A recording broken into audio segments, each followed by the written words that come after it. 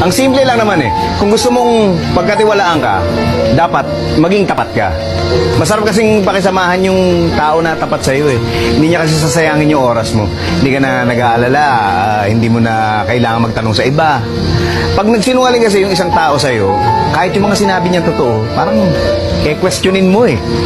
Yung katapatan, kumbaga sa regalo, sobrang mahal niyan eh. Kaya huwag mo asahang may bibigay sa'yo yan ng mga walang kwentang tao. Para sa mga babaeng makakapanood nito, find a man who will love you for who you are. Yung lalaking tanggap yung mga flaws mo, pagkukulang mo, yung past mo. Kumbaga, a man who will accept everything about you. Yung lalaking tipong bawat titig niya sa'yo, parang nanalo siya sa loto. Yung lalaking never ka ikukumpara sa iba. Dahil nga, kontento na siya sa'yo sa kung anong meron ka. Sa kung ano ka. And of course, proud siya na meron siyang isang babaeng tulad mo na minamahal siya ng lubos.